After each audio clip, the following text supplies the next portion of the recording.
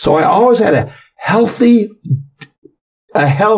suspicion of the common fare and who was in the kitchen, who was dishing it up, and who was being served. And so there's a total difference between the two. So as I went through life, and because I was always focused on these things, I saw more and more as it went on. Keep watching to learn more.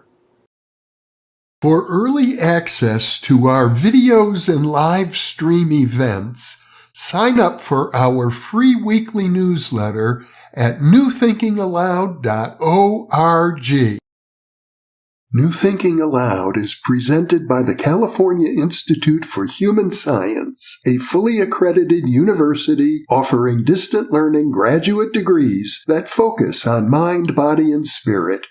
The topics that we cover here. We are particularly excited to announce new degrees emphasizing parapsychology and the paranormal. Visit their website at cihs.edu.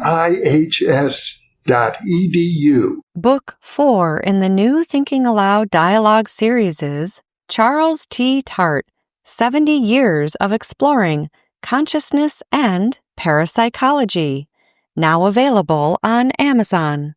You can now download all 8 copies of the New Thinking Aloud magazine for free, or order beautiful printed copies. Go to newthinkingaloud.org.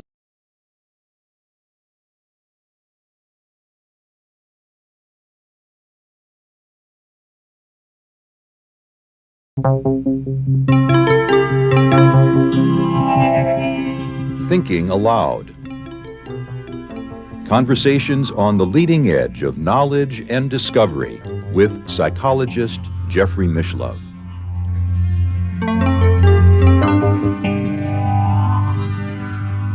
Hello and welcome. I'm Jeffrey Mishlove. Today, we are going to revisit the topic of conspiracy theories. This is a topic I've previously discussed with my guest, Darryl Robert Schoon.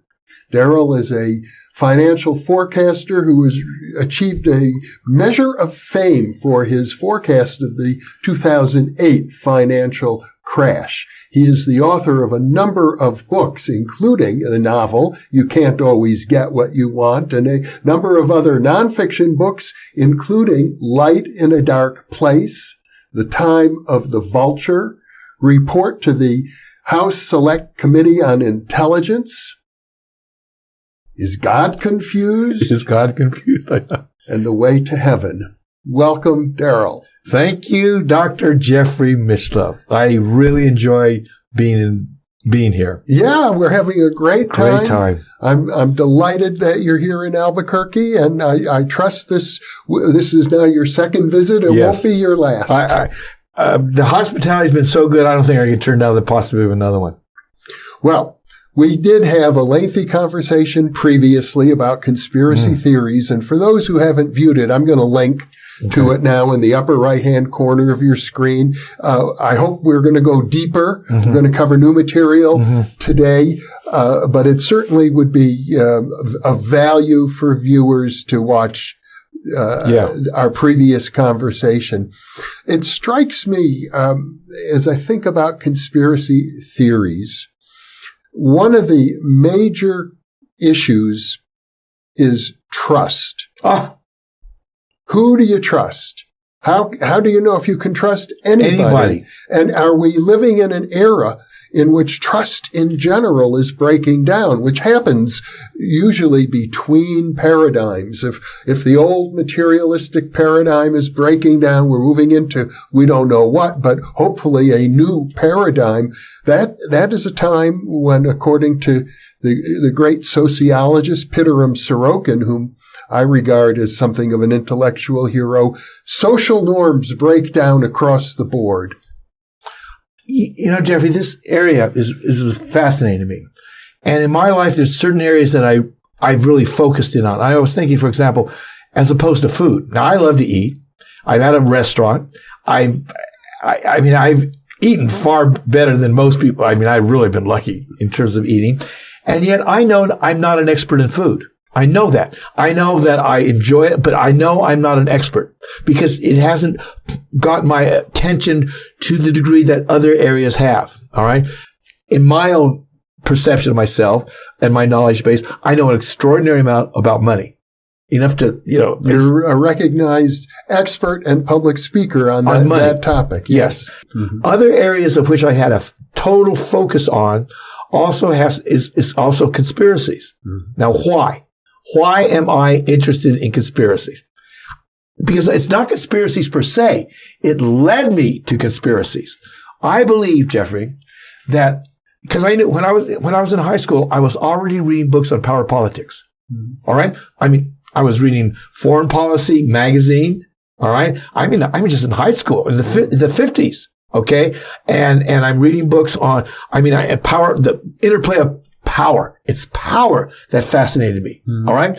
And so it wasn't that I was conspiratorially inclined, but I knew that what was being put out there was a cover story in a way. Mm. All right. I knew that their excuses, that the establishment's excuses for the Vietnam War were but that.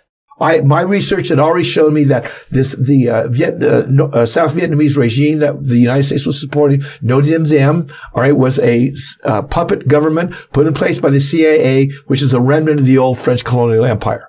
All right. So I knew all these things. I knew who Dulles was, the brothers, not just John Foster, his brother, Alan Dulles, and the CIA. So I knew all this stuff just from that. Okay. So I always had a healthy suspicion of the common fare and who was in the kitchen, who was dishing it up and who was being served. And so there's a total difference between the two. So as I went through life, and because I was always focused on these things, I saw more and more as it went on. Now, what brought me to where we got to, this is what was fascinating, is that what brought us together, and we've known each other since 1971, okay? And that I'm sitting here is totally unexpected. To me. I knew you had interviewed. I remember one time when I was at the Temple of Universality with Betty Tadalewski, all right, our minister there, deep in a spiritualist church, all right, and she's telling a story about how she met a healer in India in 1982 at the Oberoi Hotel at an international conference on spirituality. And this lady's name, she was in the room. She saw this extraordinary, her hand going in, the fire coming out of the thing, and she saw healings in front of us. And her name was Sri Chakravarti. Mm-hmm. And we had no idea who she was. So Martha and I were, she was putting together for YouTube video, and we go, how do we spell her name? So we're guessing. We've never heard of her, never seen anything about her. And we type in what we thought was a close approximation of this healer's name. And it comes up on your channel with you interviewing Sri Chakravarti. Yeah. Jeff, there you are. So you've been, many of the people I've read about, you've talked to them. Yeah.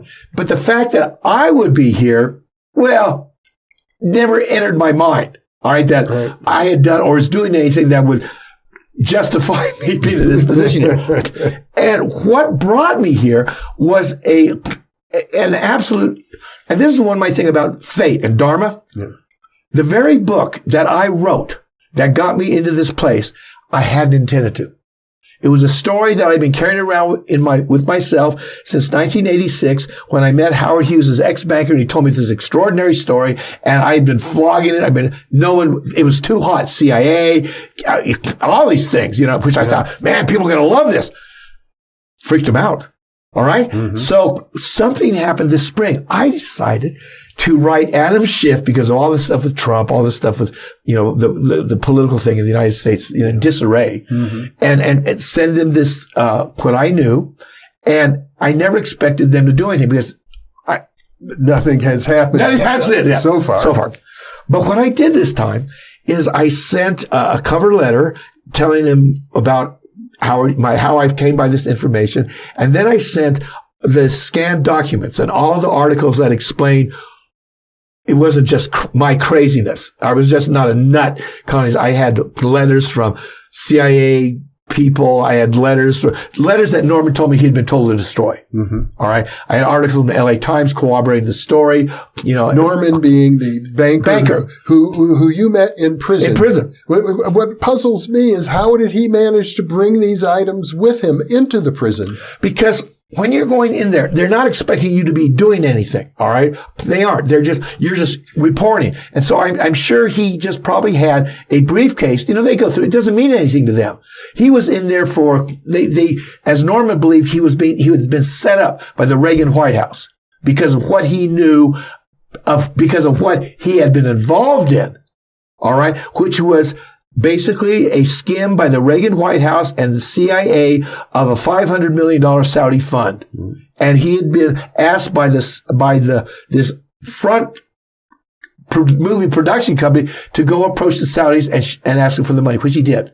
And then he got kicked out because of an argument he had with the past director of the CIA General Robert E. Cushman, and ended up a year and a half later in prison, which he was convinced it was a setup. Right. So he brought I don't know how he brought these papers in. I mean, they just let him bring all of these. Yeah, no big deal. You can bring a briefcase full of papers with you. Or you can have them sent to you. Yeah. But I believe he probably had them with him. All right. And I don't know why. And as I understand the story, he thought he was going to get out quickly. Oh. And when his appeal didn't work out, he realized he better tell somebody. Oh. And you were there. When I met Norman, he told me he was innocent. He was the first person I knew in prison. I knew some people were there not for what they were framed for. Two of my friends, they were drug dealers. I mean, I know drug dealers. I was a drug dealer. All right. Mao, this Chinese guy, ran a gambling operation in Honolulu, which is illegal. And he got set up by his brother. The cops just wired up his brother-in-law and had him agree to a loan to get paid back. And so he ends up in jail, which I'm glad. I spent a great many years with Mao, all right, as a friend. All right. My other friend was a lawyer, and things happened. And I knew he wasn't a drug, but he got put in for dealing drugs. It was an easy hit for the feds to do to me. I'm a drug dealer. What happened to me was called it was basically a setup, but, I know the deal. Yeah. Norman, no. Norman had been Howard Hughes's really international banker. Before he was with Howard Hughes, he had been with Daniel K. Ludwig, who was the richest man in the world when the Forbes 400 list came out. Before he was with Ludwig, he was with Albert Zuckerman in New York, who's New York real estate. All right. Norman was a stellar figure in international finance. And he knew the Saudi royal family because of his relationship, of his friendship with Adnan Khashoggi. He had also been a banker to Adnan Khashoggi. So in 1980, Norman ends up in prison with me and tells me he's going to get out in 3 months. I go, yeah. Well, he really thought he was. And the day his sentence got turned down, he invites me to his room and he says he wants me to write a story. He's going to show me some papers and wants me to write a story and get it out of the prison. But it's a story for safety because you couldn't piece his story together from all the documents. All right? He told me the story. And it was really sort of shocking. This is what's in your book, Report to the... Yeah, How to Select Community Intelligence. Yeah. So I put this all together. It's like, it's too hot. I mean, it's like, that's my feeling. Yeah. But so I put it together anyway, and I send this out to certain people I know who I think are influential. You wrote me back. Yes, I did. All right? And you said, Dear Darryl, Darryl, this is fascinating. He said, I'm not inclined to conspiracy theories, but we do know they exist. Yeah. Perhaps we should have an interview on the nature of conspiracy theories. Right. And I thought, wow, what an idea. And the reason why you knew that was that you had known me for so many years, since 1971. I had worn different hats. I had, I'm sure in your world, I was an odd, billiard ball bullet. I've always thought of you as a person with a very interesting and curious mind. Well, folks, let me show you what can happen if you have one. That's a warning. and so you invited me to do a series of interviews, which we did. And what I loved about this is now our 10th. Our 10th, yeah. What I loved about it was, you have given me the first chance to really say what I want to say on many subjects. Metaphysics has always been my first love. But I made my reputation in a public way about money. Yes. Metaphysics and money, like some, but most people don't go there. I mean, I can talk about derivatives and futures and the gold market and the manipulation of this with absolute clarity and certainty. But I don't want to go, when I start moving off what they consider off topic, no go. Right. Okay.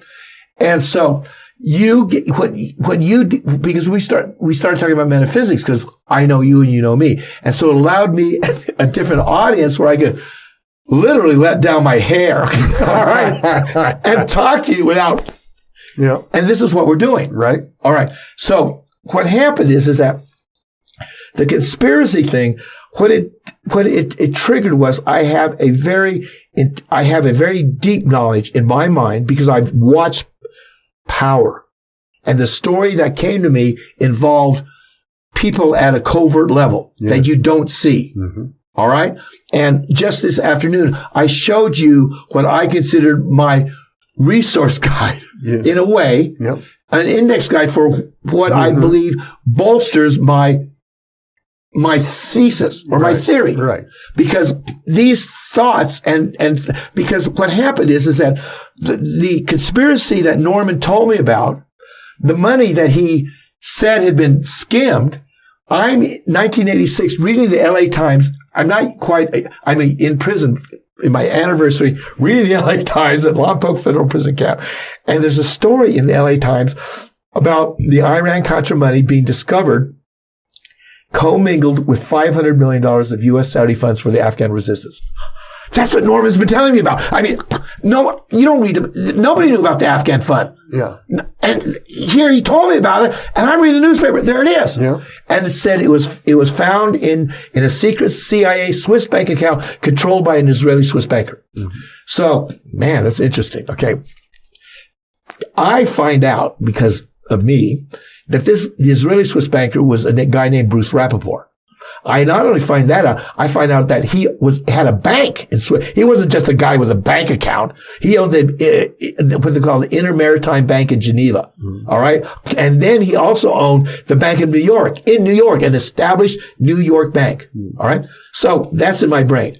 So in 2008, I'm reading an article on 9/11. Sort of 9/11. And it's a 56-page article, in-depth explanation of another alternative explanation of why that happened. Why? What happened? 9/11. Okay. All right. And what they said was it involved, and they just backtracked on what went on. And they said, when you look at what happened in 9/11, 40 or 60% of the casualties were in three entities. Cantor Fitzgerald, bond traders, Eurobond, bond traders, and the Office of Naval Intelligence. And they said that the Office of Naval Intelligence had been conducting an investigation into these bonds that were due on basically September 11th, 10-year bonds, all right, that had been covertly issued as a part of the U.S. effort to buy up Russian assets that were being sold off by the state. All right. And they were coming due and they just. In other words, there was a $250 billion bond fund that had been established, and the purpose of this was to raise money to buy assets that were being sold by the Russian government that had previously been state-owned. Yes, yes. And these were 10-year bonds issued 10 years prior, and so they were going to become due the next day on basically September 11th. Yes. And the paper by E.P. Heidner called Collateral Damage basically alleged that and I showed you the picture. Yes, very well researched paper as best I could tell. But then the question is, who do you trust? How do you trust? How do you even begin to know whether it's trustworthy? Especially you don't even know who wrote it. And could it even be more disinformation? Yes. Okay. Well, the truth is, disinformation is put out there to point the blame at somebody else. Yeah. Well, this clearly was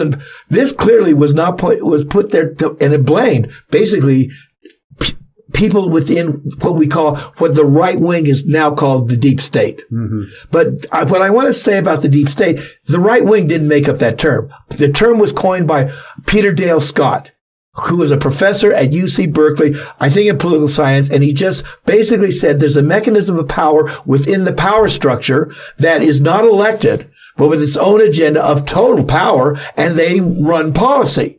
All right? And so the thing about the belief about this theory is, why would you believe? Well, you know that building number 7 never got hit by a plane and went down right next door. What do you think? The vibrations did it? It was the sonic boom from the World Trade Center brought that thing down? And all those answers are basically in that 56-page document. Yeah. Now, why it came to my attention was I'm reading this 56-page document called Collateral Damage, explaining the 9/11 debacle, tragedy, and I'm finding out that in the week after 9/11, in 3 days, $240 billion of unreported securities were passed through the Bank of New York. Never reported that the SEC, for the first time in their history, had suspended reporting activities on financial transactions due to the exigencies of 9/11. And the report pointed out they had no problems. None of their computer systems went down. None of their backup systems. They had nothing. They weren't affected, but they stopped reporting. And in the next 3 days, $240 billion of securities were cleared through the Bank of New York. Bank of New York, and the Wall Street Journal pointed this out. Suspicious activity. Yeah. I go, Bank of New York? That's Bruce Rappaport's bank. All right? Yeah. So now I'm going, wow. That's how, to me, these things get put together in my mind. Yeah. Because I really don't know more than anybody else. I do more than nobody else. I want to frame that again. It's like metaphysics. Because I know a lot about metaphysics doesn't mean my conclusions are true. Okay? When I met you in 1971, like I told you before, when we first started talking, I go, wow, I thought, this guy has read as many books as I have. I knew by 1971, in the last 5 years, I had spent an extraordinary amount of time reading metaphysical books, trying to explain the phenomena of what I encountered after taking acid and reading all this stuff. We were in the middle of what was then called the counterculture. Oh. And we were both trying to figure out, what is this counterculture? What's going on here? And truly, we weren't trying to explain to our parents. We weren't even trying to explain to ourselves. What the counterculture did to us, Jeffrey, it raised questions that we never had before. Yeah. Like the question of reality itself. Mm-hmm. What is reality? Is the history you've been taught even true? Mm-hmm. I mean, it led me to things like, I, like everybody else, thought astrology was just a thing in your newspaper. Yeah. All right, just a Sunday little throwaway thing. And then I find out that astrology was basically tossed aside at the Council of Trent in the 16th century by a vote, as this was reincarnation. They voted it out. It was gone. Otherwise, it was part of the, doctrine you could talk about. But after that, they lost the vote. Gone. All right. I'm reading and I find out, I know nothing about the Elohim. I don't even know who it is, but now I know about the Elohim, that Jewish. I don't even know what it really is, but I know there's these 7 Elohim or whatever of what Yahweh is supposed to be one of them. Okay, so I'm sure you know what are the Elohim. Well, Elohim is a Hebrew plural word, which is used often in the Torah and elsewhere. As an appellation for God. And God is thought of as singular. So people say, what's this plural word here being used to express God? And sometimes it's thought of as like the heavenly host. In other words, God and the kingdom of God, meaning God and the angels and whoever else is up there with God. Yes. Mm-hmm. And so I'm reading about that. And I also find out I'm getting, exposed to Hindu. And I hear about the 7 rishis. Mm-hmm. 7 rishis. That's like the 7 Elohim. So I'm trying to make all these connections. Yeah. We're in the dark. Yeah. We're in the dark searching for light.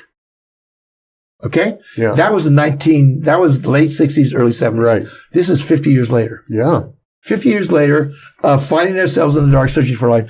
And I think, Jeffrey, you and I have found, if not some light, what we have mistaken for the light. Because I don't want to be too certain about what we've seen. Right.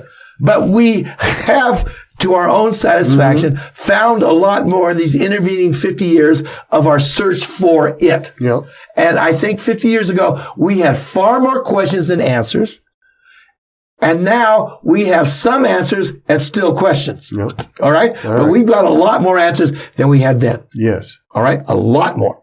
And it's taken a lot of conscious thought and effort along the way. Well, at least if we don't have more answers, our minds are filled with more stuff. They're, for better or worse. Yeah. Okay? So that's what we've done. And so we're looking at this thing about conspiracies and how do you believe things? All right. Well, just like metaphysics. Yeah. And in fact, I brought this up today. One of the first books I read in the Haight-Ashbury about because I like I said, I thought astrology was crap until somebody did my chart. I had a cow. I had a metaphysical cow. What? How can this be? All right. Which is soon about to be joined by the I Ching. I mean, how can that be that you ask a question through a coin and get this 4,000-year book to tell you about what's going on in your life today? Well, Carl Jung had a pretty good answer for both of those questions. He talked about what he called synchronicity, which is synchronicity suggests, honestly, that the universe itself is alive, that you might say we are embedded within the mind of God.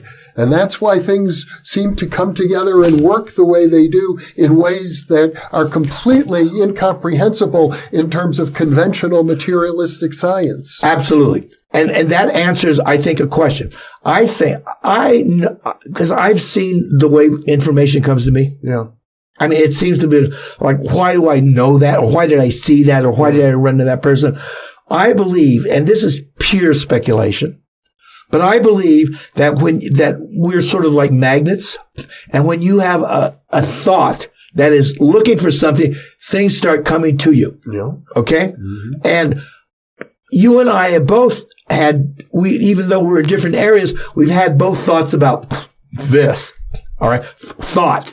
Yeah. What's like? We have questions, and that's why when we talk to each other, we get different nuances to the same question. Yeah. All right, and your database is so enormous that you can reference other pieces into this. Yeah. All right, so that's the same thing as with metaphysics. I've been deep into metaphysics. Mm-hmm. All right, I mean deep into metaphysics. Deep into metaphysics and deep into conspiracy theories. Yes. Deep into conspiracies. And what I wanted to say to our viewers is that my discipline in looking at metaphysics is no different than the discipline I've used for power. That the conspiracies that I've seen or I believe are there in politics are as a result of my questioning what is going on. Mm-hmm. And this is where I think I've been very fortunate. When I began investigating money, when I began investigating metaphysics, when I began investigating power and politics, I had no preconceived notions about what was out there. It was a pure question. And the question itself led to a bunch of speculation. All right. Now, as you said, how do you know it's true? Well, Jeffrey, it's the same thing with metaphysics. How do you know it's true? We all have different paths. Right. In the end, each one of us can only be the arbiter of our own perceptual reality. Well, let me pose a question to you. Given that there are these conspiracies, whether any particular one or any particular theory is valid or not, we can say in general, we live in a world that appears to be embedded with conspiracies. Oh, much more. They see it everywhere. Mm-hmm. Far more. I mean, in a sense, and I can say this because I've always been prone to power politics. Yeah. The Dulles boys. I knew what the Dulles boys were up to. I knew the power structure in America, the buildup of the military and what they were doing to do things. Okay. That was the innocence of the 50s. The innocence of the 50s. Most Americans were just happy to have a job, to get back to work. What do you think would be the most beneficial thing our viewers right now need to know about conspiracy theories? Well, I would like to put conspiracy theories and their thoughts about it in the context of the loss of trust. Mm-hmm. That regarding conspiracy theories, it's exactly like you said when you wrote me back. You said, Darryl, I am disinclined to believe in conspiracy theories, but we all know they exist. All right. My sense of what I see out there of people passing conspiracy theories around, like the latest one is on coronavirus, and it's being passed out by Zero Hedge, saying that the Chinese let it out of their laboratory in Wuhan. Mm-hmm. They don't know. They were looking at coronaviruses in Wuhan. They know that. The doctor, they know the good doctor's name, and they posted the guy's name and that's really like, holy smokes. Are you going to do that? They don't care. They just did it because it feeds into a fear. Mm-hmm. Conspiracy theories find an audience among the fearful. Okay, that's it. Okay? Not just the suspicious. I would, on behalf of myself, I would like to say there's a distinction between the fearful and the suspicious. All right? And I am merely suspicious and not fearful. All right? Okay. And I think that the greatest majority of conspiracy theories are tossed around by all these people who are in the paroxysms of fear of change. They have lost faith in institutions. They have lost faith in all these, so they'll believe anything that feeds their fear. You could tell them anything, and they'll go into it. They won't believe them. Well, I'm going to assume that most of our viewers are a little more sophisticated than that. I think our viewers, for example, would like to have some guidelines in terms of what might be more trustworthy. You know, that's great because your heart. I believe, Jeffrey, that in the vagaries of life and all of the possibilities that exist out there and what can be true and what can't be true, only your heart is the compass. Yeah. Okay? And that you can ask the feeling that you get from, if you really quiet your mind, if you quiet your mind, try that one on, and I'm sure you have, or you should have by now, all right? If you can quiet your mind and bring the thought in that you're thinking of, it'll tell you. It's, in a way, it's sort of like people who want to know, how do I know if I go to seek a guru that he's a real guru? Yes. But you know what? Even then. Or she's a real guru.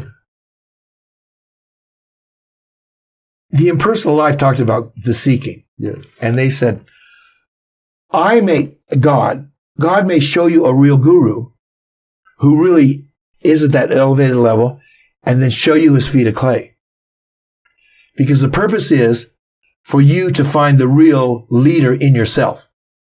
Not whether they're really true or not true out there in someone else. So even the search for the guru is appropriate at one point in your path, but perhaps at another point it isn't. Mm-hmm. All right? And so what I believe is that each one of us has a path here. And I don't think that I know that most people's paths does not involve looking at conspiracy theories to the degree that I have, or power. I don't claim to be an expert in conspiracy theories. I claim to know more about covert power than most people. Like I know about metaphysics. I see you as a student of these things. Yes. And I think students learn best often from each other. Yes. And because like I introduced you to that idea of Professor Alan Block. I'm really sad that Alan Block has passed away. All right. I didn't even know he had passed away until I was with you, and we found his obituary. Yes. Died in 2017. Why? Because every time I ran across Alan Block's name, it was a footnote of some of the most incredible information about the world of dirty money, covert spies, and power. Yeah.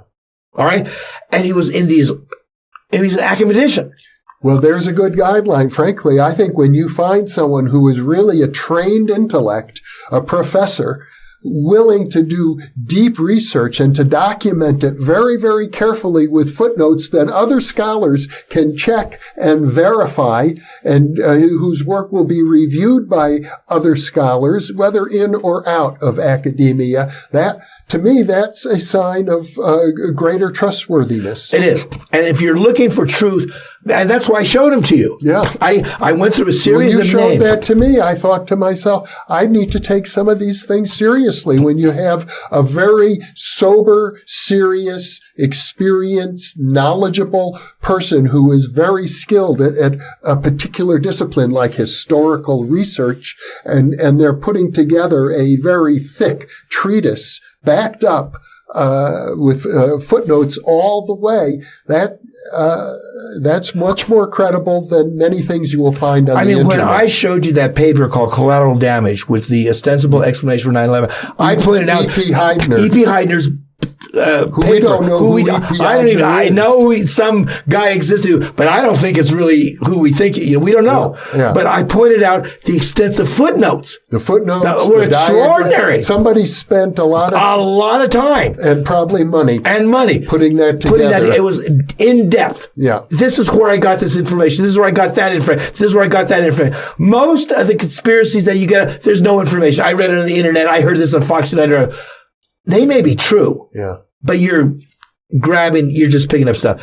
The serious stuff is this kind of thing. And that's why I showed it to you. I showed you, Bloch's name. And I said, I know very little about this man, except his name keeps coming up in the most serious things that I find out. And very often there are credible records available, court documents and the like.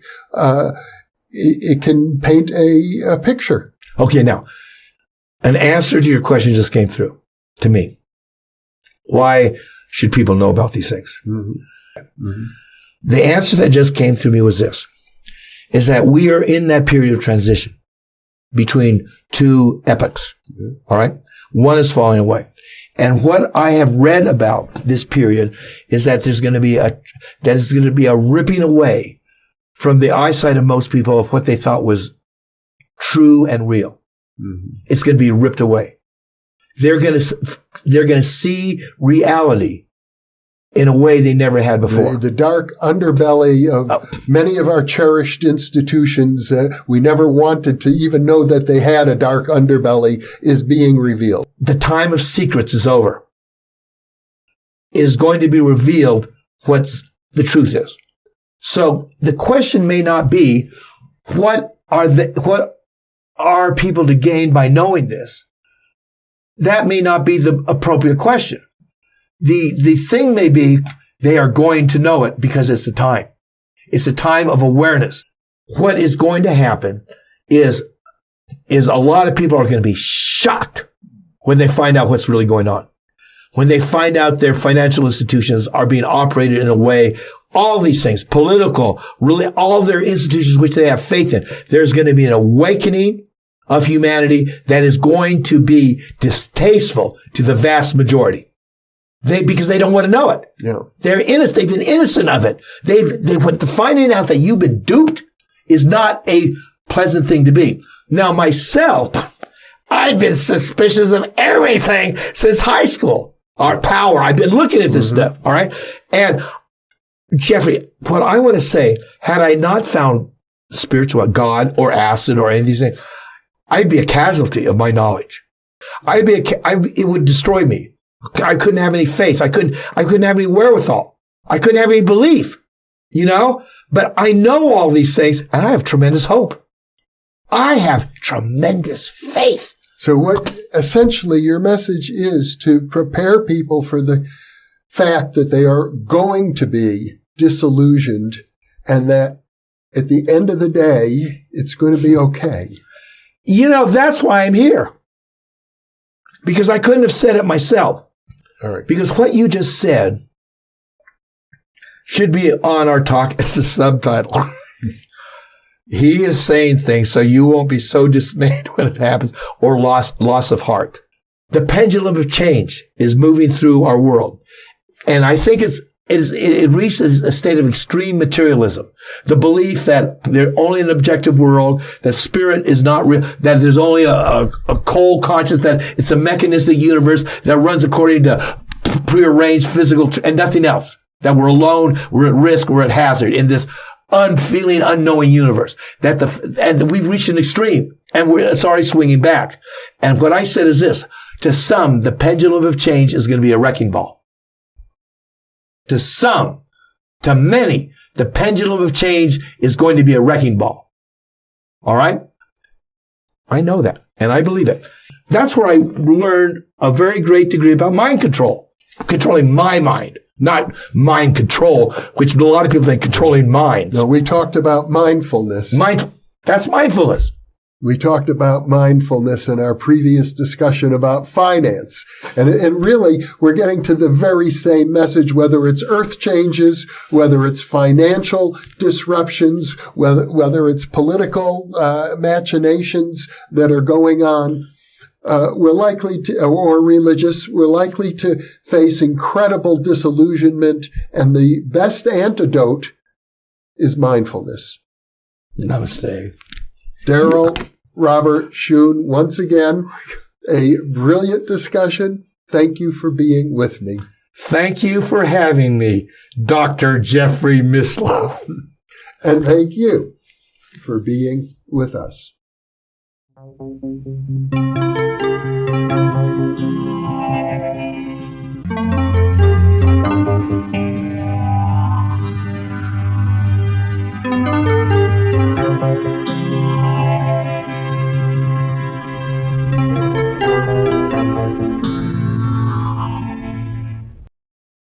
For early access to our videos and live stream events, sign up for our free weekly newsletter at newthinkingaloud.org.